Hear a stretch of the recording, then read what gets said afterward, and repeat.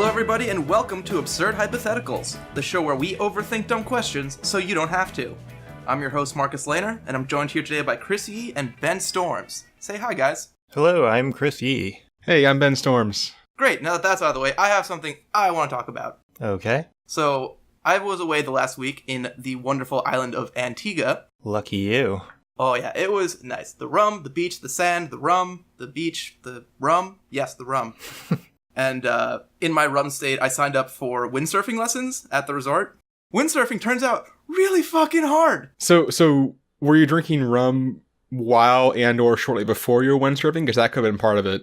No, actually, because it was like 9:15 in the morning. I mean, that's never stopped. Which is a whole 45 minutes before I start drinking like 15 mimosas that day. That makes more sense. The bar by the beach only opens at 10, so you have to wait. Got it.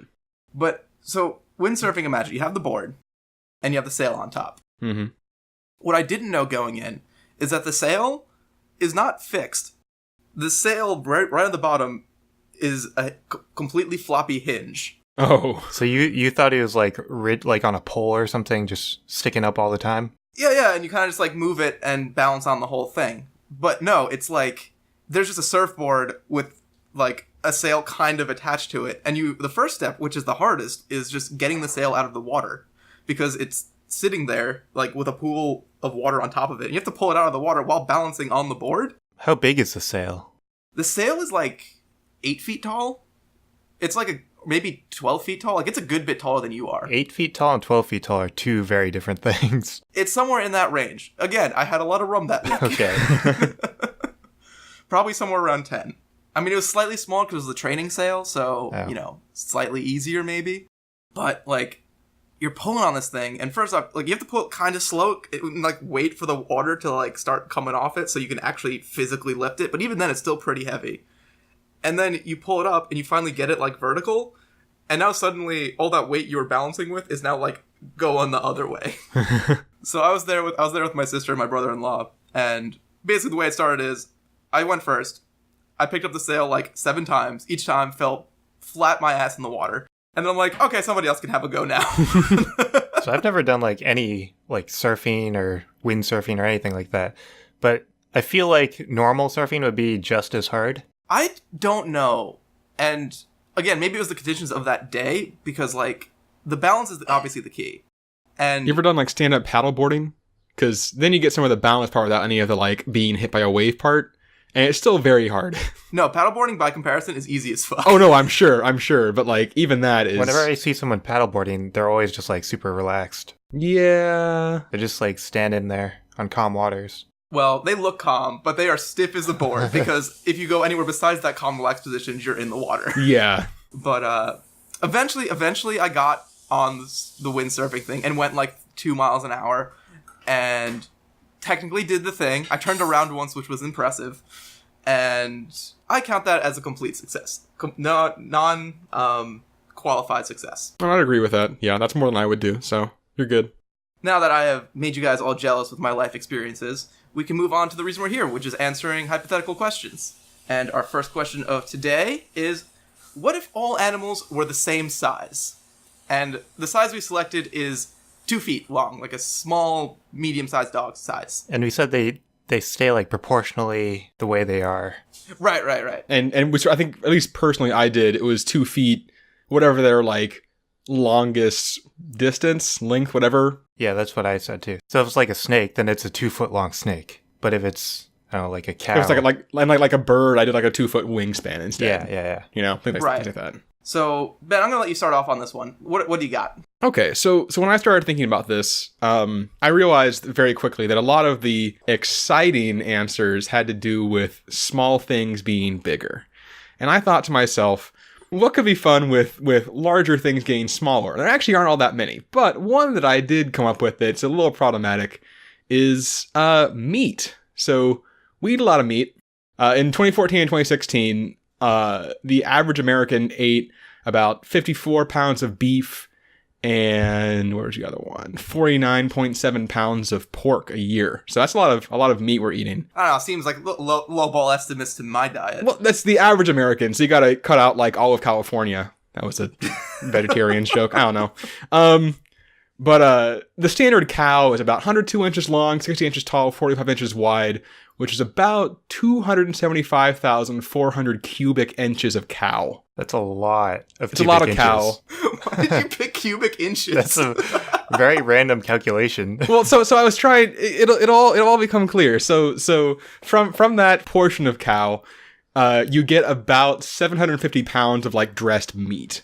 If you scale a cow down to where it's now 24 inches long, it's then 14.12 inches tall and 10.59 inches wide, which is pretty small.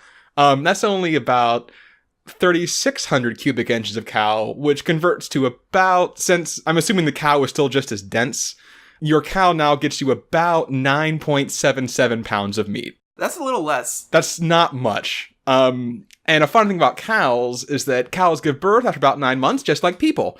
And also usually only have one baby at a time, just like people. So shit, that's not sustainable. So we have people effectively now eating, with a current American diet, you're eating around 5 cows a year.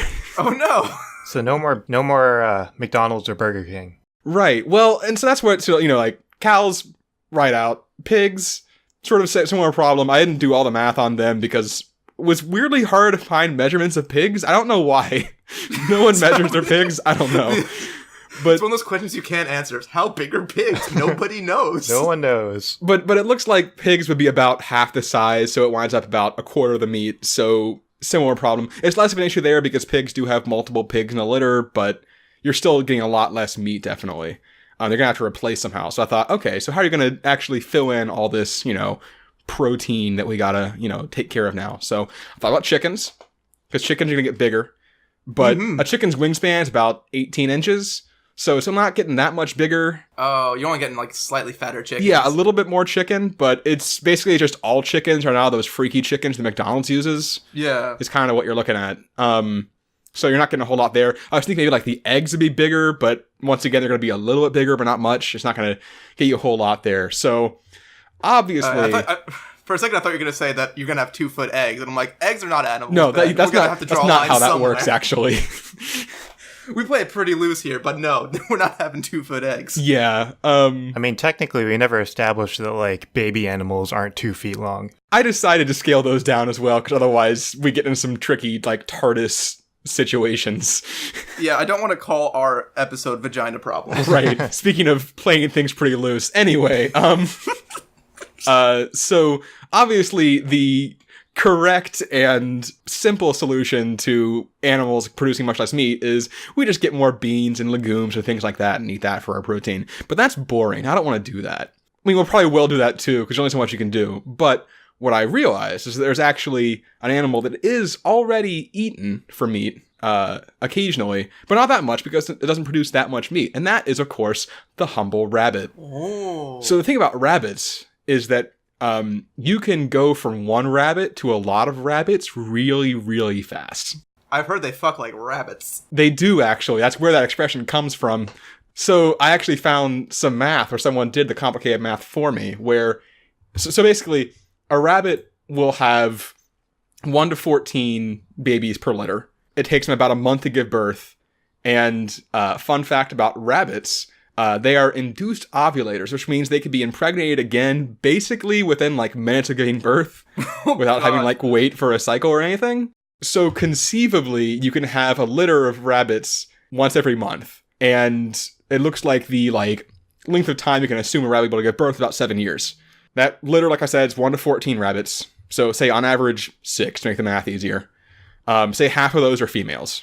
So if you keep rolling through there and basically adding the females back into the birthing population as you go, by the end of 7 years from one female rabbit, you will have gotten approximately 94,862,569,180 female rabbits.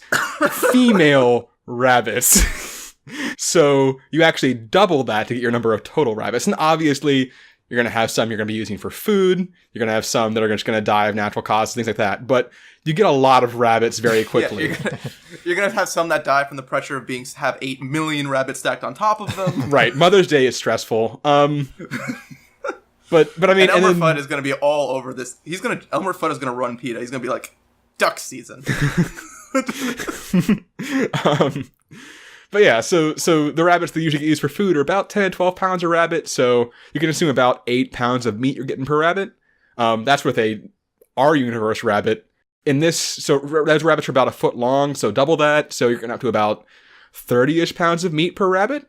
Do the ears count towards the length? Ooh, I don't actually know about that. I was thinking no, but... man, your whole answer's fucked now. I feel like ears on rabbits, they don't go forward, though. They go up. They go kind of like up and back. I think you're okay. I think it's like... I don't know, I'd measure a rabbit by the height. Like snout to... Ooh, that's a good question. I mean, just like picture Bugs Bunny right now. Just the height. Actually, no, if I measured Bugs Bunny, I don't think I would count his ears. Oh, you wouldn't? I think if someone asked me how tall Bugs Bunny was, I just measured the top of his head. His ears go straight up, though. Like, would you say that someone who's 6 foot tall with like an afro is actually like 6'5"? Ears are different than hair, though. Well, what if you had like a really weird Legolas looking dude, and he was 5 foot tall, and his ears added another 6 inches? Really long elf ears? Yeah. I don't know how you count that. That one's tricky. That's a thinker right there. But regardless, even if you're only getting 20 pounds of meat per rabbit, if it's growing less than like the double size, this is clearly a very efficient way to get some more meat back into our diets once it suddenly costs like $300 for a pound of ground beef. It still sounds like it would work in our universe if cows just disappeared. Right, yeah. There would be some logistical concerns, I'm sure, but... Yeah, I also was very surprised, like, I don't know if you looked at the same information, Ben, but I was looking at, like, the biomass of different type of species in the world. I get a little bit. There's a fuck ton of cows. Oh, yeah. The cows outweigh people by, like, a bunch. Yeah, I mean, a cow is like 1,200 pounds, and we eat a lot of cows, so we got a lot of cows. Well, we need 5 per year, right, Ben? Well, Not that they're apparently. so small. Little itty-bitty cows. So that's my solution to the food problem, which, yeah... Hope you like the way rabbit tastes. Never had rabbit. That should be something I should try. I feel like I did have rabbit once. I don't remember how it was. It's probably fun. pretty gamey. Yeah, it's gamey. All right. Chris, what do you got? Okay, well, I also went the food route. Ooh. Okay. But I didn't go as in-depth into, like, cows and chickens and rabbits and stuff like that. I just went through, like, a few things that would change in, like, our eating habits and stuff. So, the first thing... you kind of covered already. There'd be less beef. There'd be more chicken. There'd be more rabbits, apparently. And that wouldn't really affect that much, I guess. I mean, like, we just have to change our diets. But the second thing is there'd be less milk and cheese. Oh, yeah. Yeah, definitely. I don't know if I want to live in that world. Like, I know. You ever get that craving for that big glass of milk? And cheese isn't like everything. Everyone loves cheese. Yeah, I don't think I need to overstate how horrible not having enough cheese is to anyone. Yeah. Eggs would be not incredibly bigger, but they'd be like a little bigger. And I think that would probably make like recipes a little easier just because no recipe calls for like one egg. Right. There's always multiple eggs. So it just makes it easier. You have less eggs that you have to use. The question is, do you have to adjust? Do all existing recipes just get adjusted for the new size of eggs? So do you get a recipe and it's like, oh, please use 1.7 eggs, and you're like, you know what? Fuck you, recipe. That is true. If there's like a recipe that has 3 eggs, you're kind of screwed in our world. Please insert 7/3 eggs into this recipe. Save the rest for later. Just put it in a Tupperware container or something.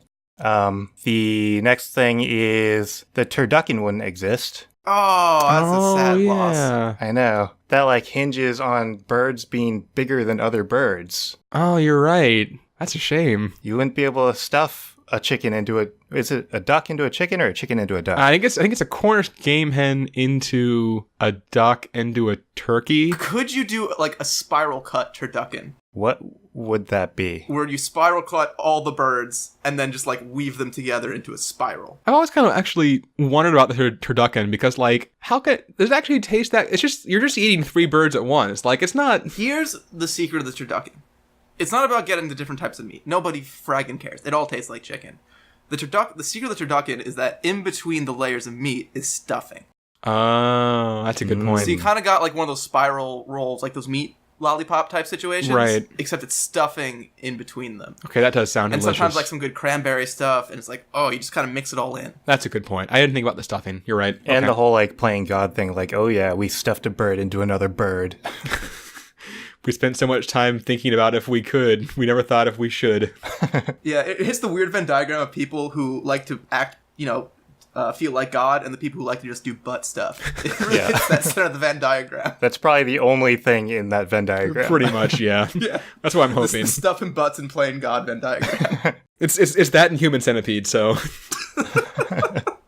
Speaking of centipedes, segues! Oh no!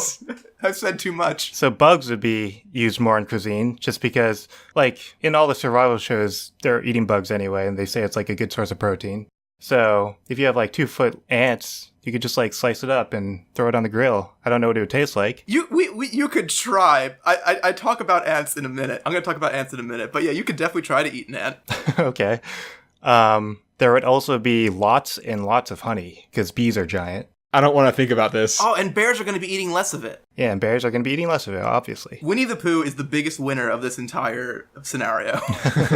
I mean, personally, I don't really like honey that much. I prefer, like, maple syrup. But in this scenario, I don't think I'd have an option. Right. It would just be everywhere. I mean, you could get maple syrup. It's not like maple syrup's going to disappear. It's going to be like... Yeah, but it'd be way more popular.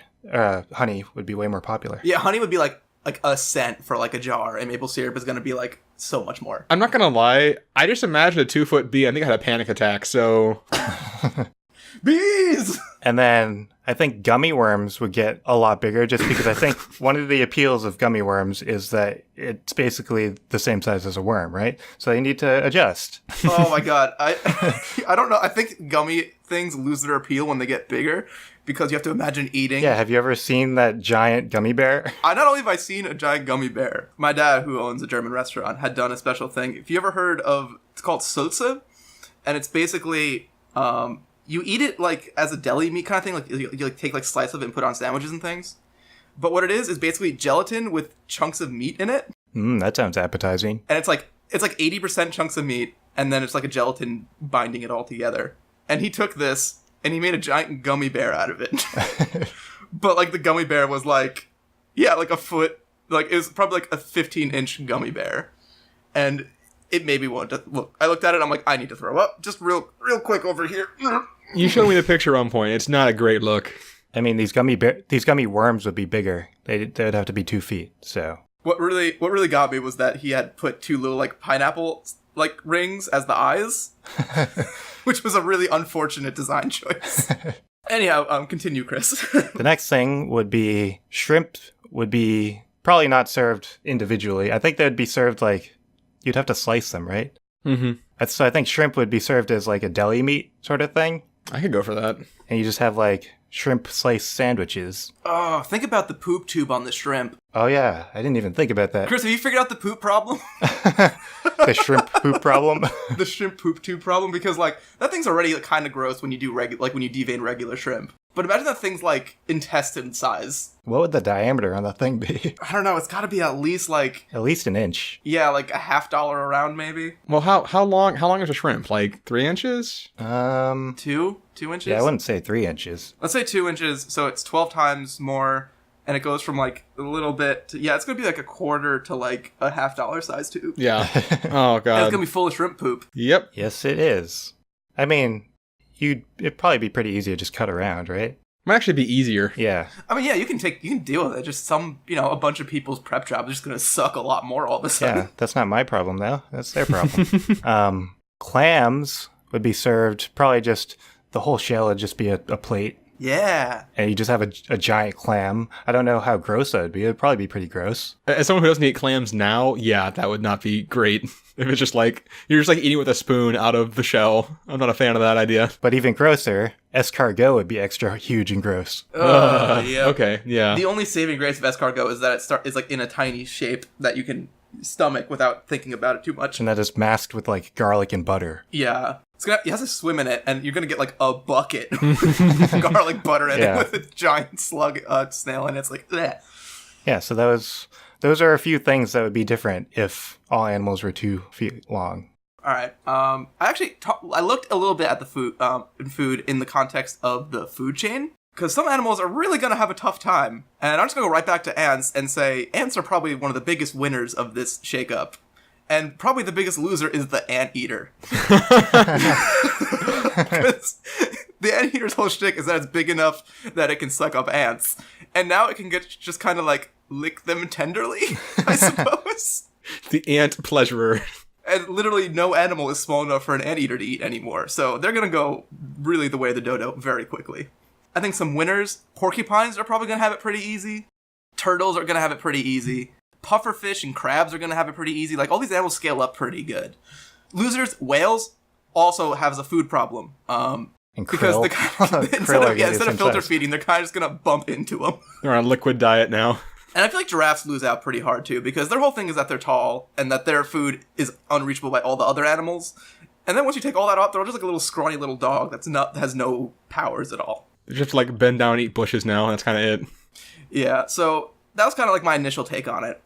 And then I was looking at, you always hear that statistic, like there's just as much mass of ants as there are humans on the planet. And that's going to be a problem, because ants are real small, and they're going to scale up real quick. Yeah, I think ants would probably take over the world. So I was like, what is the least, like, the haven of humanity, the least ant-populated, the least ant-to-person ratio that I could think of? Manhattan is what I thought of. I'm like, at least in Manhattan, people will be all right. Unfortunately, in Manhattan, ants outnumber people 2,000 to 1. So it's got to just get worse from there. Well, would the ants still be underground? I mean, probably not. I mean, they travel a lot on the ground, and they would be like in buildings and stuff, which is now their new home. So they just take over office buildings and stuff? Yeah, they're just going to take over. So I actually kind of thought about that in regards to like exterminators in general, because on the one hand, their job gets way easier because it's really hard for animals to hide now. On the other hand, all the animals are 2 feet long. Yeah, so obviously, the thing I have to address is the ant strength. The ant has the strength 1,000 times its body weight, is what an ant can lift. When it is 2 foot tall, doing all the calculations, an ant weighs 163 pounds. A ant can then carry 82 tons. Anyone want to take a guess what the average house weighs? Like one of those houses they take on the tractor trailers around and move it around? I'm guessing way less than that. About 40 to 80 tons. So effectively, one ant can pick up one house by itself. And I'm going to take a quick sidebar here and tell you, how do they measure how much an ant can lift? Do they just wait for ants to lift something? No, they do science. Carlos Castro, a mechanical and aerospace engineer at the Ohio State University in Columbus, tested their neck strength. How? Castro and his colleagues anesthized common field ants and glued their heads to a centrifuge about the size of a compact disc. What? As the disc spun faster and faster, the force applied to the ants increased, until their necks deformed and their heads separated from their bodies at the tiny neck joint. Okay. So this is how you test how strong an ant is. And just in case you worry this was an inhumane experiment, and I quote, "We had to put plexiglass barrier around the centrifuge to protect the grad students." So I just don't think we could handle this many ants. Like, we're just outnumbered, outgunned. Like, ants are super strong. They have hard exoskeletons. They have great teamwork. They build fortresses. And their one weakness, the anteater, is now ineffective. So then I was like, maybe the ant problem can solve itself. And so, as I do sometimes in the show, I went to look at the ocean. And I'm like, another thing that's really small and plentiful is krill. So krill is the most successful ocean animal in terms of biomass. There is a total biomass of 500 million tons of krill in the ocean. And they start off at 2.5 inches long, weigh about 2 grams. And doing that out, there are 250 trillion krill in the ocean. That is a lot. It's a lot of krill. So my thought is, that's a lot of volume. What if the ocean just now is flooding everything because there's just so much extra mass in the ocean? Maybe the earth floods. And the ant problem takes care of itself, and we just live on boats, and we can handle krill, we just can't handle ants. So I did a whole bunch of math, figured out how many krill there are, how much bigger they get, what their volume is, volume of the ocean, etc. The total volume of the krill is going to increase by 4 billion cubic meters. And what it does is it raises the ocean level by 1/2 of an inch. So still have an ant problem. So we still have an ant problem. But not all is lost, because the ant problem does actually get solved by another animal problem, which is the termite problem. One fun fact I did not know is the termites, obviously, they eat this wood and the cellulose and all that. As a byproduct of that, termites produce 11% of the methane in our atmosphere. 11%? 11% of the methane in our atmosphere. Just from termites. Just from termites. Wow, okay. So methane contributes about 1/6 of our global warming and has, the way they measure that is by this number, radiative forcing, which is basically all the sun that's getting reflected to increase the temperature. And so that has a value right now of 0.5. The proportional size increase of a termite is they are 300,000 times bigger. So they're going to produce 300,000 times more methane. Luckily, it's logarithmic, so it's not a linear relationship, but the radiative forcing total for our atmosphere right now is 2, and it's going to go up to the number 60, resulting in a global temperature increase of 85 degrees. That seems high. Yes. So will everyone just die? Yes, but not because of global warming. Another fun fact about methane is that it's flammable. So when the methane levels reach 5 to 15% of the air concentration, or 50,000 parts per million, it becomes flammable. So the current atmospheric concentration is 2.2 parts per million, so not really close to 50,000. But once we add in the big termites, it goes up to 70,000. So our entire atmosphere becomes flammable. And the second someone lights that cigarette, literally the world explodes. But hey, at least we got rid of the ants. At least we don't have an ant problem. So we die, and the water level probably will rise because of global warming. So all the ants will die. So the crow will inherit the earth. Yeah. I don't think any animal is going to be okay when the air is literally just always on fire. I guess also, the oceans are probably going to start getting a lot hotter, and that's probably not going to be great for them, huh? I don't know if we need to look at all these long-term problems, guys. I think it's just suddenly not our problem anymore. Because we're dead. You know what else is suddenly not our problem anymore? Not having sponsors, because here's a word from our real new sponsors. Very excited. Are you running out of places to store all of the artisanal, handmade goods you get in your monthly subscription boxes? Getting uneasy about the increasingly precarious stacks of doodads and trinkets that get shipped to you every month? Try BoxBox. Get a new artisanal, handmade storage container shipped to your home with nothing inside of it every month. Perfect for all the other useless crap that seemed like a good idea to sign up for at the time. BoxBox. Put your junk in our trunks.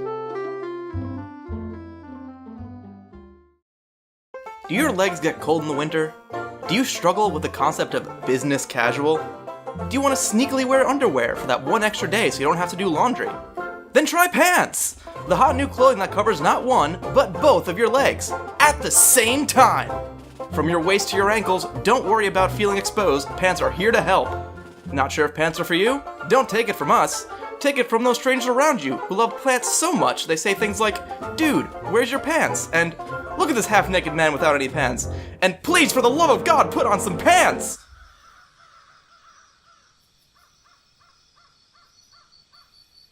Pants! It's the sweater for your legs.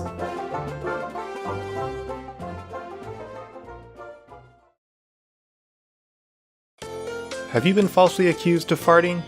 Here at Toot Tutors, we specialize in fart accusations. You've heard the classic comebacks, whoever smelt it dealt it, and whoever denied it supplied it.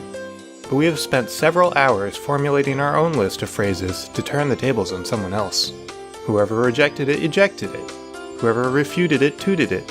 Whoever retorts it uncorked it. Whoever said it first let it burst. Whoever rebuts it cuts it. Whoever construed it brewed it. Whoever masked it gassed it. And we have experts adding to our database every day. With over 2,000 phrases, you're sure to win all of your farting disputes. So, if you're seeking counsel, hire Toot Tutors. Alright, so those are some great products that you obviously want to spend your money on. But it kind of ties to our next question, because what if you didn't have a choice? What if you had to buy everything that you saw an ad for? Chris, I'm gonna hand this one to you first. Okay, so the first thing I said you would have to do is, if you don't already have one, get an ad blocker, because that's very important. I think you're going to spend most of your life just on the internet, because you're not going to want to go outside, unless you live like in the suburbs or like secluded in the woods somewhere. But I live in the city, in the middle of the city. If I step outside, I'm going to get bombarded with ads. So I'm just going to stay inside, do everything online. See, I was thinking about online, and there's still a lot of ads, and I have an ad blocker. I use ad blocker plus or pro, whatever the fuck it is. Yeah, so you have to be like careful when you're surfing the web. Also, I'm 100% get into a loop on Amazon, because if I buy something like, say, a microwave on Amazon, it's like, oh, here's some products you might like. Another microwave. I have that exact same bullet point in my notes, but with waffle irons. So, yes, it's a very real problem. Particularly, apparently, with kitchen appliances. Because if that's how much you recommend it for one microwave, what if you buy two? Amazon's going to think you have, like, a boner for these things. Well, I mean, Amazon has a very specific layout. So if you know the layout, then you can avoid them, right? Strategically place cardboard on the screen. But I'll get to that later. First, I want to say, if you're spending all your time inside, you need some form of entertainment. And you don't want to just watch TV because there's obviously commercials on TV. So you wouldn't have cable. You'd have to subscribe to all like the monthly subscription services like Netflix, Hulu Plus, Amazon Prime, HBO. Well, no, like Hulu plus. Like, I don't know how to get no ads on Hulu anymore because I pay for Hulu and I still get ads. Well, I don't have Hulu. I don't know actually how it works, but I guess not Hulu then. But what about the great shows like I don't know. I'm like trying to think of the Hulu originals, but I don't really watch too many of them. Handmaid's Tale. I mean, I think the monthly service or monthly subscription services, they all still have ads for their own shows, but I think that would just mean you have to watch their other show, right? Well, I think technically by subscribing, you have technically already purchased them, so I think you're in the clear on those. Ah, good point. It's a loophole. Works very well. Yeah. Okay. Yeah, so that would be your main source of entertainment.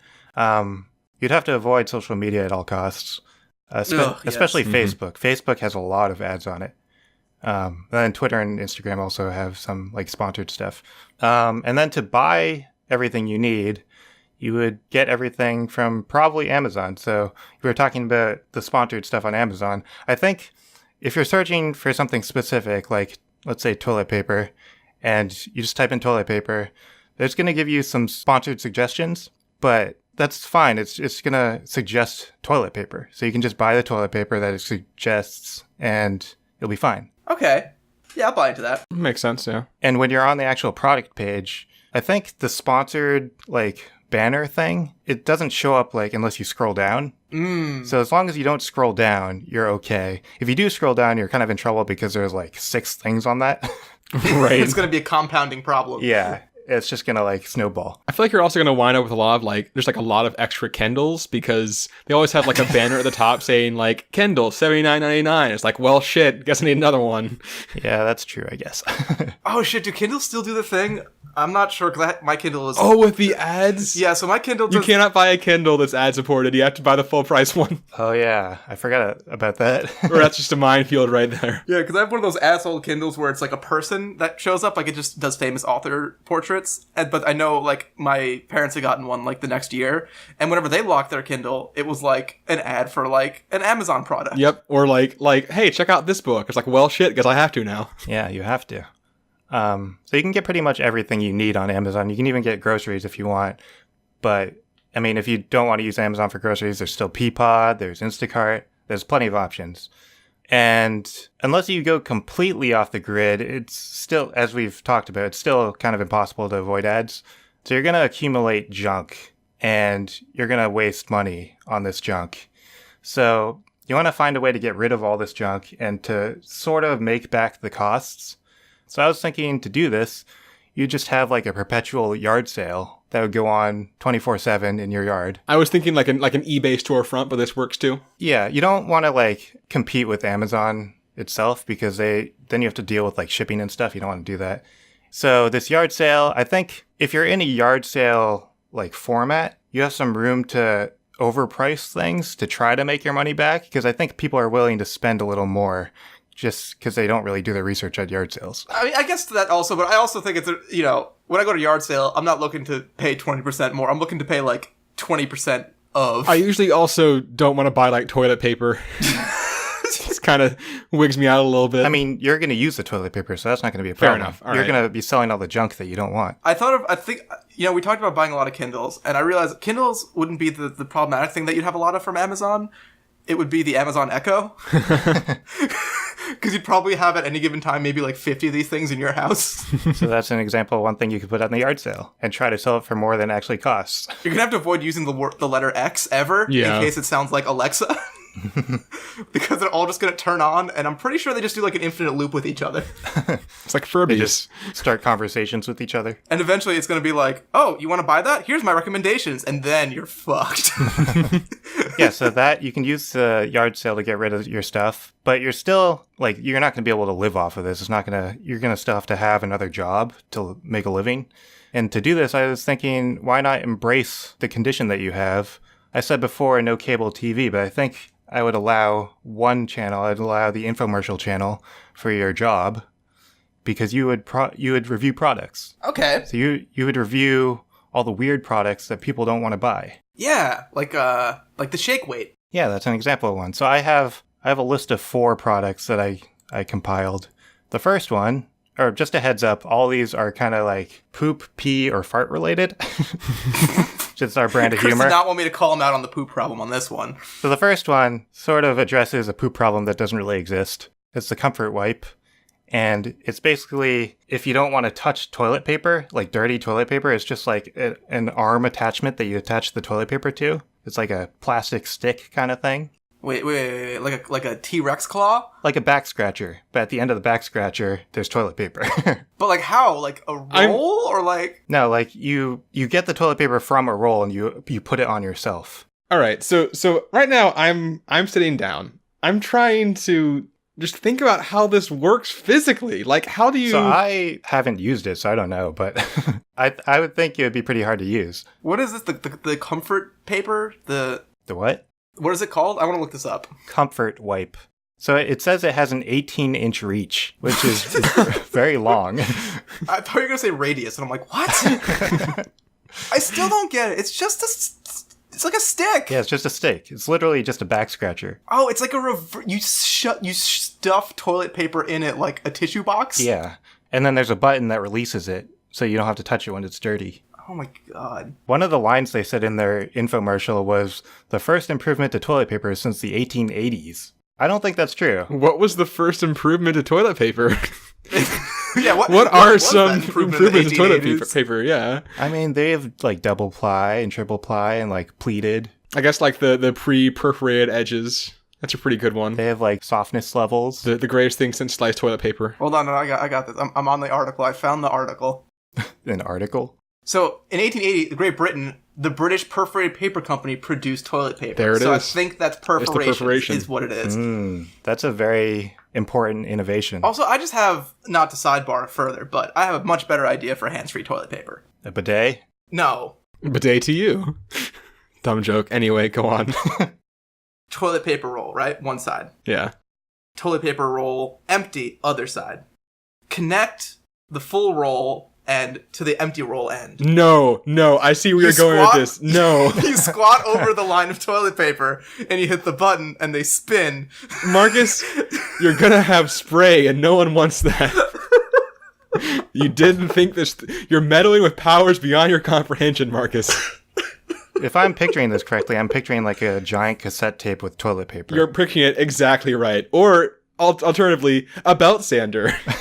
The bottom of your balls will be silky smooth. Okay. The next product is also toilet related. It's the potty putter, and this is a golf like green sort of thing where you can putt golf, but you can do it while you're sitting on the toilet. That doesn't seem like proper form. Yeah, but to say like it's not gonna really improve your game, huh? And if you get used to that, and then you go I just think the idea is golfing with the kids. You're just like, hold on, kids. Daddy's got to like squat down for this one. Just give me some space. You like bring a folding chair with you that you put down and you sit on it.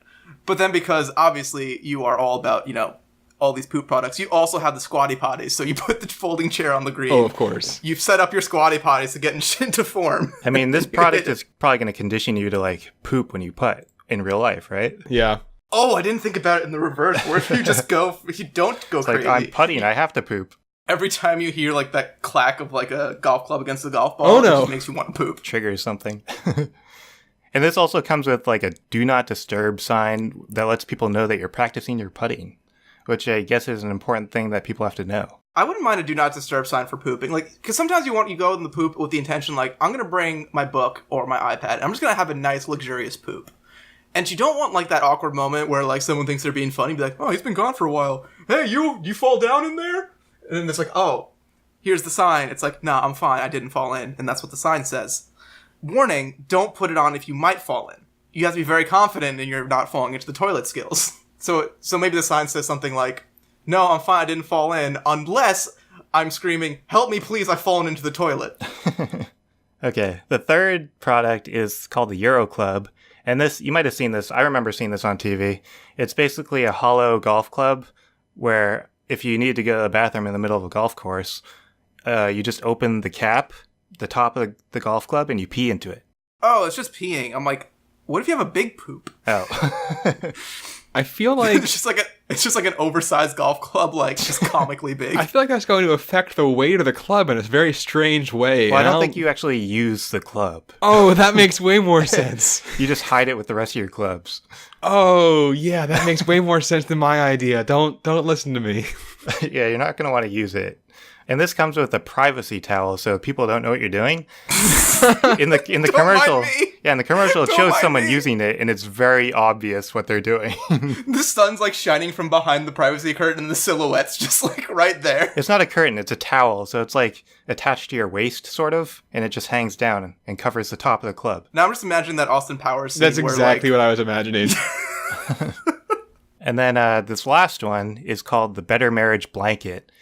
And at first, this doesn't sound that weird or anything like that, but the purpose of it is to cover up your farts. Wait. So, like, the infomercial, like, gimmick, I guess, was that marriages get broken up because spouses, like, fart all the time. Huh. Who thinks like this? How much are you farting that that's the last straw? Like, this has to be made by someone who is, one, not married, and two, like, when someone comes by, like, you know, the husband farts and the wife's like, oh my god, I can't believe you fart, it smells so bad, and, like, you know, comically runs out of the room, and then that person's, like, reaction is, oh man, they're walking on eggshells over there. Like, they're not doing so good. And the commercial says that it's made of activated carbon fabric, which is the same material used by the military to protect against chemical weapons. So that's good. So they had their bona fides in check. Oh my god. Yeah, so that's just a few examples of stuff that you would review, and you'd make a living off of it. I don't know if I want to do that. I don't know if I want to live in the hell that you've created, Chris. I mean, they're not all going to be toilet products. Just most of them. Yeah, I just chose them. I don't know why I chose them. We all know why you chose them. So, Marcus, what do you have? Oh, yeah. So, I also didn't want to... I didn't want to live off the grid, so I ignored that thing. I'm like, yeah, how can I make life work in the big city? And what my breakthrough is, Ben, you should know this pretty well, the Vive VR headset has a feature that can render your living room in 3D using a couple of cameras. This is true. And it basically makes a wireframe of all the things around you in 3D, and you're in the VR, and you can see all of it. And it's pretty good. Like, you're not going to bump into stuff, and what it is, it's just a blue wireframe. No images are displayed. So you have 3D vision, but you can't see any type of advertisement, unless it's like a, embossed or like a big McDonald's sign. You also can't read any signs at all. Right. So you're going to have to, you do have to do some work because it is going to be tough to get around. You're going to want to be able to walk to work because I think to go outside, you need to make your rig mobile. Now, I don't know if this exists in some capacity yet, but I think the tech is there. No, it does exist already. There are backpacks that, just don't, it exists. Cool. So you don't have to invent it. But yeah, so you're just walking around, and you're going to be walking, because I can't imagine the range is very big. So, like, I imagine you can only safely see around you in some amount of space. But you don't want to live in this blue VR all the time. And so I was like, what do you want to do for... And the career is the other question. And so what I did is I think the job that you can do is you can be a fisherman. Because once you're out in the water, there's no ads. So you VR headset up. You hop in your cart rig or get your backpack, wherever the hell it is. You go down, walk down the street to the shore, get into your boat, drive out into the sea, and now you can take it off. And now you're just enjoying the day. And then, you have the transfer getting back home. But it's going to work out. And I think if you're already doing all this stuff with the AR nonsense, you can combine your two interests. And I think if you could make the augmented reality expand into the water, you could be like part cyber fisherman and just be like, there's a fish. I'm going to catch that big fish right there. I can see him in the water with my AR sonar. Isn't a fisherman? Isn't that like the deadliest job in the world or something? Well, no, that's if you go to like fucking Alaska and hunt the crab, like the king crab fishing. Is that the one? That's the Is that that's what the reality the show is based on? Yeah, Deadliest Catch. Yeah. Yeah, you're gonna like catch like salmon off of like Long Island. You're not gonna go into the Arctic. Which actually you could. I mean, if you're into that, there's not too many ads up there. But I think that kind of defeats the going off the, you're off the grid. I don't want to live like that. That's pretty much what I got. I think that solves most of the problems. I mean, obviously going online or using a computer is just going to be very bad. So you have to be careful. And you're not going to make that much money as a fisherman. So I think you're just going to go until you see one bad ad that sends you down the rabbit hole. And then you just go into horrible, horrible debt. And then you spiral. And then you get $250 in cash, hop on your boat, and drive to a new city. And then you live there then. I like it. Can you guys think of any improvements or things I missed?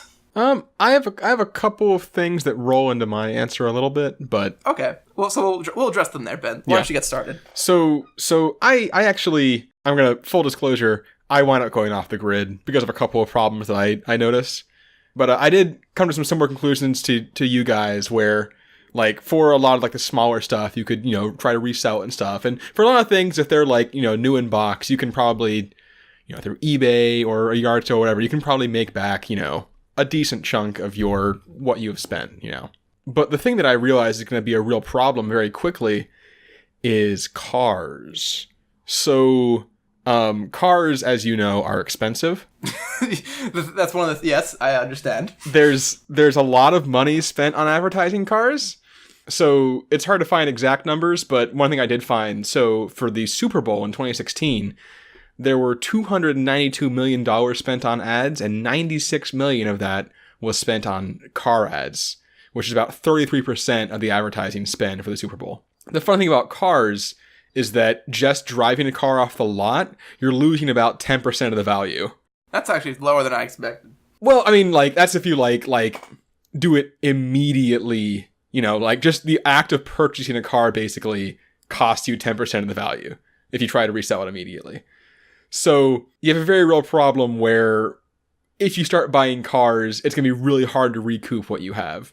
So that's kind of a problem. And then I started thinking more about targeted advertising. Because I ran into the same thing you did, as I mentioned, Marcus, where you think about when you go on Amazon and you buy a thing and then suddenly Google says, oh, you're looking at these things, you must want 8 more of them. The problem I'm running into is that I feel like eventually from your purchasing patterns, it's going to be pretty clear what's happening. That once you see an ad, you have to buy it. You're gonna show up as like a real like outlier in like advertising efficiency. And pretty soon, I imagine Amazon headquarters just gets those outliers and just like on Friday like afternoons they just display them and be like, "What is this guy's problem?" Right. Well, and then what's gonna happen? Here's the problem you're gonna hit. Are they going to exploit it? Yeah. Once companies start realizing that any ad you see, you have to buy the product, they're going to take advantage of you. It's going to be bad. You're suddenly like the biggest fish there is for advertising. Because they can just make some bullshit product, make one of them and charge $14 million for it and get an ad in front of you. I don't think... Did we think about what happens if you run out of money and can't afford these products? I mean, then they just haggle you down to however much money you have and suddenly you're bankrupt. So it's a very real problem. So I think you do have to get off the grid. I think you're basically, at this point, Jason Bourne, but without any of the training and much more boring. Jason Boring. Jason Boring. Jason Boring. The newest hit movie that he can't see himself because there's a trailer in front Exactly. of it. But like for real though, like I think you basically have to you get someone to buy you a plane ticket to I don't know, somewhere without electricity. And you pretend you're blind and deaf and wear earplugs and blinders at the airport and get someone to guide you there. I think you have to basically just as quietly as possible so no one knows about it, just fall off the grid. Because otherwise you are going to be hounded by companies trying to sell you ludicrously expensive things. I like that. So you're off the grid, right? Yeah. You live off grid comfortably, have your life, whatever. Getting bored. You're now well, I've done everything I can do with my life. I think I'm going to go out in one big bang. And now you go back to the world of advertisements. Oh, yeah. How do we think this works? Where you're just you know what? Blinders are off. This is my last day. I'm gonna have no money. That could be a fun way to go out. I'm jumping down the rabbit hole. I think the best way to do it is to basically just go to like find like a shopping district and just walk down the street, and just as you see like ads in the stores, you got to buy them and just keep walking through. Get a cart, pull it with you. I don't know. The thing is, you'd probably get stuck in one store and just end up buying everything in that one store. So I feel like for it to be an advertisement, it's tricky because I feel like it's a thing being on sale doesn't make it an advertisement. Like if you walk by, like using like McDonald's as an example, if you walk by McDonald's, there's gonna be a thing on the window saying like buy a sausage McMuffin for $1 or whatever it is.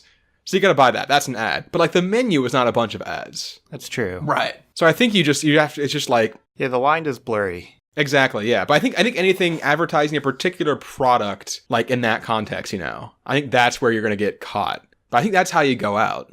But yes, that's kind of my plan is I think you got to get off the grid because corporations are going to figure this out pretty quickly and then you're going to be in trouble. Have you thought of a specific location? I mean, I thought about like becoming a monk. I feel like that's like the traditional thing you would do is go to like Tibet or something and just, take a vow of nothingness, I don't know. Jason Bourne, the monk. Jason Bourne, the monk. It's a Jason Bourne / monk crossover. Yes, I know monk isn't about a monk. Jason Bourne. He's very boring. Also, he's a germaphobe. I think that does it for this week. Tune in next week for our 4th of July special episode, Freedom! Where we have our specifically curated questions. What if you could perfectly train eagles? And how would you steal the Declaration of Independence? If you have any questions, comments, or your own hypothetical idea you want us to answer, let us know. You can reach us by email at absurdhypotheticals@gmail.com. Send us a tweet at absurdhype. That's HYPE hype. Visit our website, www.nerdchomp.com/absurdhypotheticals. And if you enjoyed the show, don't forget to subscribe and leave us a review on iTunes. It really helps out the show and lets us keep making it for you.